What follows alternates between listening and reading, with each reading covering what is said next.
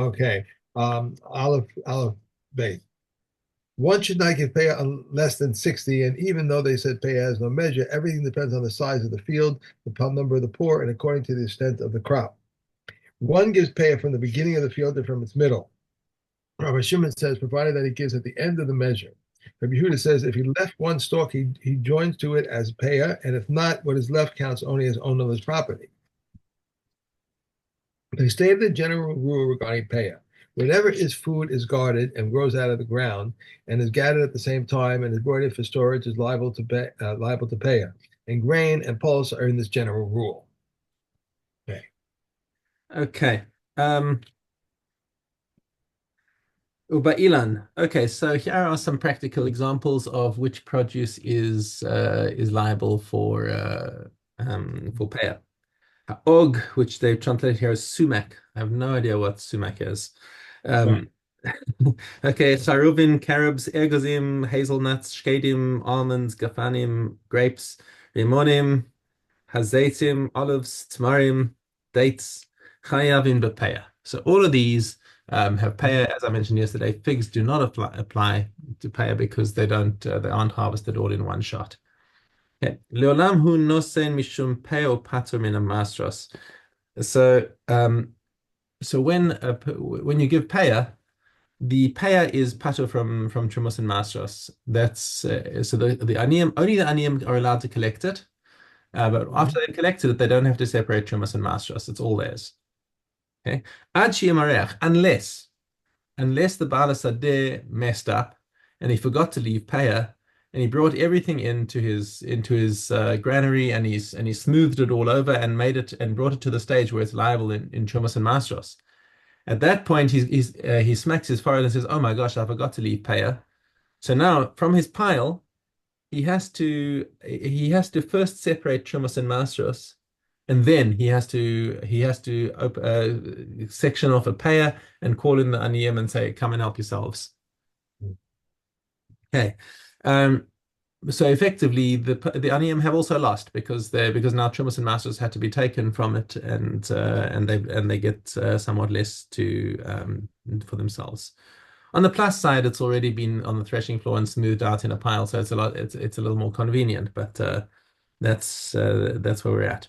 Okay, no, v'nosen mishum hefker upator min masros. Also, not only payer, but if the owner of any kind of produce that's attached to the ground decides that he doesn't want the produce and he just declares it hefker, then anyone is allowed to come and take it, and they don't have to give Trumas and Masters because there's no Trumas and Masters on Hefker.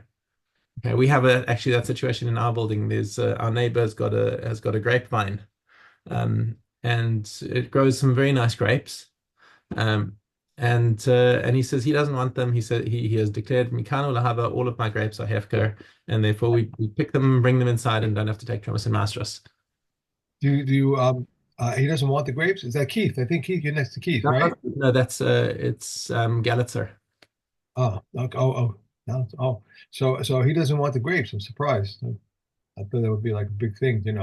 Yeah, actually, we had to cut down the grapevine very significantly in our parking area because it was attracting hornets. Do you put them in your bathtub and step on them to make wine, or you don't?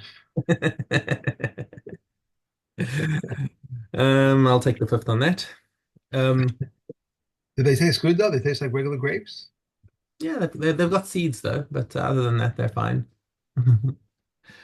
ומאכיל לבהמה ולחיה ולעופות ופטר מן המעשרות עד שימרח. And sorry, I missed out the clause of עד שימרח, that if he declares it hefker, it's pater from Chumas and Masters unless he declared it hefker after he's already done the Midrach Hakri.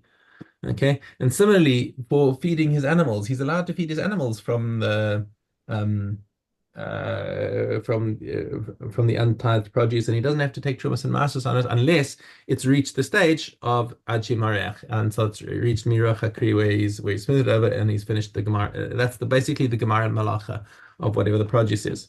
Notel min hagorin v'zorea upatur min hamastros ad she'imarech diber Rabbi Akiva. So Rabbi Akiva says he can even take seed from there and go and replant it. Um, Mm. without taking Chumas and Masras. But the Chachamim disagree and say that's going a little bit too far. You can't you can't take because that perhaps according to the Chachamim is like the reason why we have Miruch Hakri is because it's Gemar Malacha. That's where you take it and where it's ready for the threshing floor. Okay. Now, if your intention was always to take it for seed, then the Gemar Malacha happened before then. Right. So it might not. I'm speculating there. The Chachamim just say that if you take, they just say that if you take seed from the grain before, but even before miruach, you still have to take maser according from as a din drabanan. What about a Kohen and a Levi who purchased the threshing floor? In other words, who purchased the produce on the threshing floor?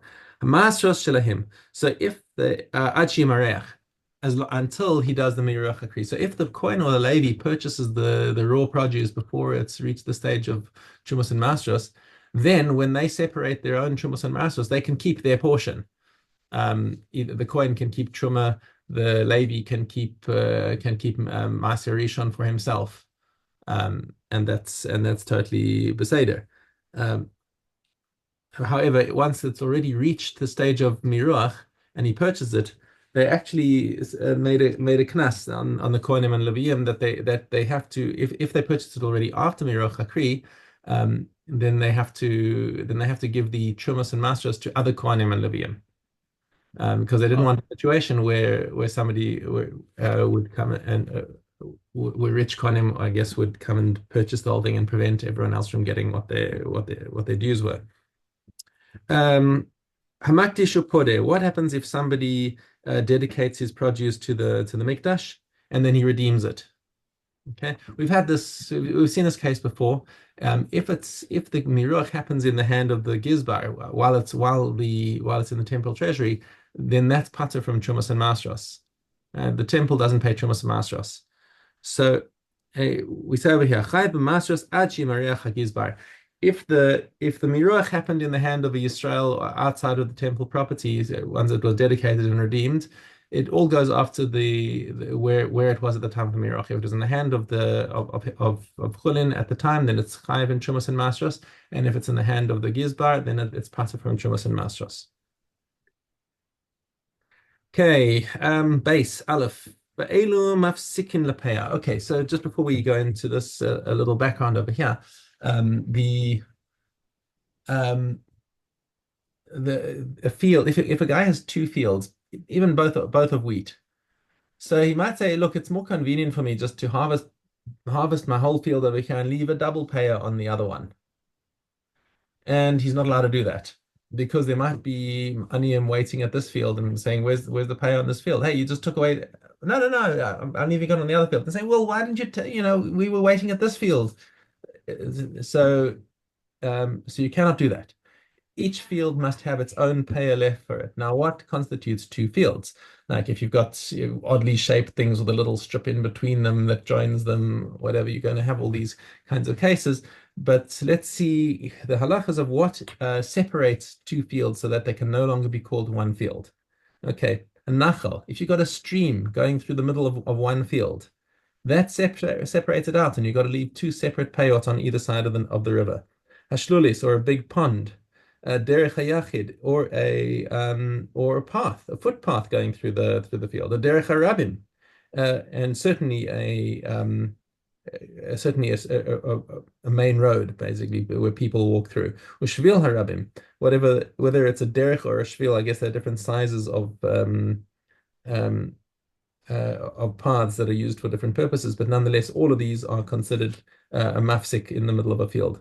Shvil hayachid hakavua b'mosachama u'b'mosha shamim, and even a shvil of an individual that's as long as it lasts year round. But if it's no longer usable during winter when it's all rainy, then that's not considered a mafsik.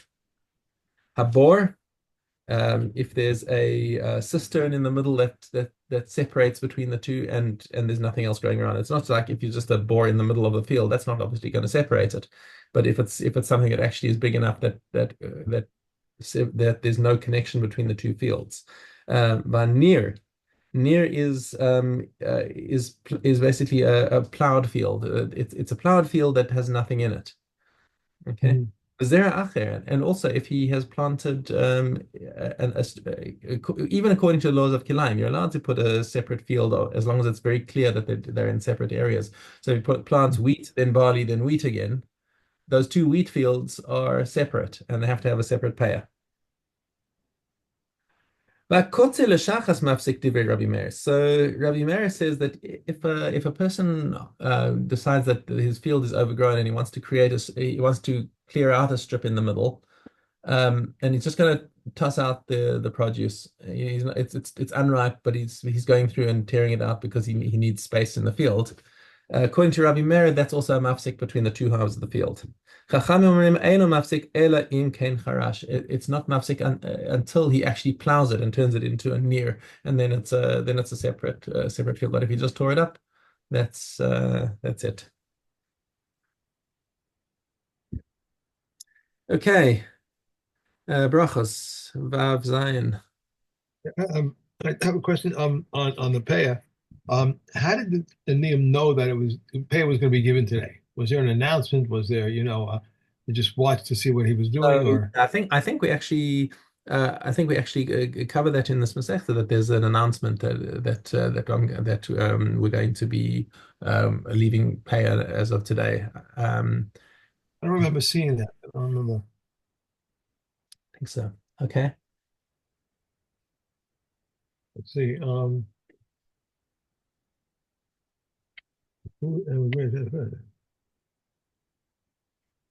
Okay. All right. So you think there was some kind of a thing, okay, announcement or something. Okay. Brachos. Vav Zion. They served him with the savory to begin with, and bread with it. He recites the appropriate blessing over the savory and exempts the bread, since the bread is now secondary. This is the rule. Whenever there is a staple food accompanied by a subsidiary item, he recites the blessing over the staple and exempts the subsidiary. If he ate figs, grapes, or pomegranates, he recites thereafter three blessings, so as to become meal. The Chachamim say one blessing, the substance of the three. And Akiva says even if he ate boiled vegetables only for his meal, he recites thereafter three blessings. If he drank water to quench his thirst, he should say through whose word all things exist. If Tarfon says so who creates many living things. And though three who have eaten together are required to invite. If one ate the maya, the first tithe from which the heave offering had been separated, and the second tithe of food belonging to the second sanctuary had been redeemed, and the waiter who has eaten an olive size of food, and the kuti may all be included for the invitation. But one who ate tevel in the first tithe from which truma had been not been set aside, and the second tithe of consecrated fruits which had not been redeemed, and the waiter who ate less than his olive size of food, and the Gentile, all are not to be included for the invitation. Okay. Over here. And Tel Yom. Dalet Aleph. Dalet Hey. Originally, the rabbi said, we may consecrate unto the produce of an Amaretz. The rabbis later said, even unto his coins. Originally, the rabbi said, if one is going out in chains and he said, why I get for my wife, they should write the get and give it. The rabbis later said, even one who sets out to sea and one who leaves in a caravan, and when Shimon says that, Soria says, even a dangerously ill man. Ascalonian grapples that broke and their bank but their hook remained intact are tame. The pitchfork, the winnowing fork, the rake, and similarly a head comb that had one of their prongs removed and one replaced them with a prong of metal, they are tame. Concerning all of these, Rabbi Yeshua said the scribes have introduced a novel principle, and I cannot answer it. One who was separating truma from a pit, and he said, this is truma on condition that it comes up without mishap. He means without the mishap of breaking or spilling, but not the mishap of tuba. Reb Shimon says he means even the mishap of tuba. If it breaks, he does not create meduma. Until where can he break and not create meduma? As long as he can roll and still reach the pit. Rabbi Yossi says even one who intended to stipulate but did not stipulate, if he breaks, it does not create the Duma, since it's a stipulation of the court. Okay, Hadran Alach, Maseches Tful Yom. Tomorrow is Yadayim. Right. I'll get this on the right page here. Okay. Okay, and Toros Tes Zion.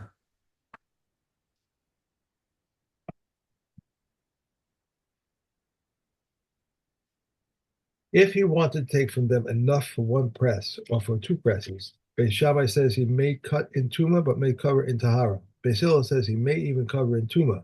Rabbi Yossi says he may dig with metal spades and bring to the pressing block in Tuma. If a dead sheretz is found in the mill, only the place where it touched is tamei. If there was liquid floating, everything is tamei. If the dead sheretz is found on top of the leaves, they should ask the pressers if they can say, "We did not touch." If a dead sheretz was touching the compressed mass, even by a hair, it's tamei. If a dead sheretz was found on top of chunks and it was touching the volume of an egg, it is tamei. If there were chunks on top of chunks, then even if it is touching the volume of an egg, only the place that it touched is tamei. It was found between the wall and the olives. They are tahor. It was found on the roof. The olives in the fodder are tahor. I'm sorry. The olives in the holder are tahor. If it was found in the holder, the olives on the roof are tamei, and if it was found burnt on the olives, and similarly in the case of a single garment, it is tahor. For all cases concerning tuma follow the time at which they were found. One who lacks the olive press, one who That's locks the olive that's press it. because That's of it. We're done. We're done. what? Okay. Yeah, that's it. Okay, Midos. Okay, Gimel Dalet. But both the stones of the altar and the stones of the ramp were quarried from the valley of Base Karen. And they would dig beneath virgin soil and bring from there whole stones which had not been touched by iron, for iron renders unfit simply by touching and even by being nicked for anything. If one of the stones was nicked, it is unfit, but the rest of them are still fit. If they would reface the stone twice, they would reface the stone twice a year, once on Pesach and once on Sukkot. And the Hakel was refinished once a year on Pesach. Rebbe says every Friday they would clean the altar with a wet cloth on account of the blood. They would not apply the coat of lime to the stones with an iron trowel lest it touch the stones and render them unfit. For iron was created to shorten the life of man, and while the altar was created to lengthen the life of man, it is not right that the shortener should be lifted up upon the lengthener. And there were rings to the north of the altar, 6 rows of 4 rings each, and some say 4 rows of 6 rings each. For by these rings they would slaughter the offerings of Kedoshim. The butchering area was to the north of the altar, and upon it were 8 dwarf pillows, and square blocks of cedar were set upon these pillars. And hooks of iron were fixed in the cedar blocks, and each block had 3 rows, hooks upon which they would hang the animals and skin them on marble tables which stood between the dwarf pillars. The labor was located between the antechamber and the altar and was drawn toward the south. Between the antechamber and the altar were 22 amot, and there were 12 steps there. The height of each step was half an amma, and its tread was 1 amma. 1 amma, one amma, and a landing of 3 amos, and 1 amma, 1 amma, and a landing of 3 amos, and the uppermost set of 1 amma, 1 amma, and a landing of 4 amos. And Huda said the left of the uppermost set were 1 amma, 1 amma, etc., and a landing of 5 amos. Hey, just pause for a second. My wife just needs to tell me something. Sure. Okay, let's go on. Baba Metzia. See ya. Um, Zion 10. One wolf is not an unavailable accident. 2 wolves is an unavoidable accident. Rabbi Yehuda says at a time when wolves are sent out, even 1 wolf is an unavoidable accident. 2 dogs is not an unavoidable accident. Radissus Babylonian says in the name of Rabbi Meir, from one direction is not an unavoidable accident, from 2 directions is an unavoidable accident. A brigand is an unavoidable accident. A lion, a bear, a leopard, a bardellus, and a snake is an unavoidable accident. When they come of themselves, but if they are led to a place frequented by bands of beasts or brigands, it is not an unavoidable accident. If it died naturally, it is an unavoidable accident. If he afflicted it and it died, it is not an unavoidable accident. If it ascended steep mountains and fell, it is an unavoidable accident. If he took it up to steep mountains and it fell and died, it is not an unavoidable accident. An unpaid shomer may stipulate to be exempt from an oath, a borrower to be exempt from paying, and a straight shomer and a renter to be exempt from the oath or from paying. If anyone stipulates contrary to biblical law, his stipulation is void. Any stipulation which is preceded by the action, the stipulation is void. And anything that is possible to fulfill at the end, is stipulated concerning in the beginning, its stipulation is valid. Okay, and finally, Pesach.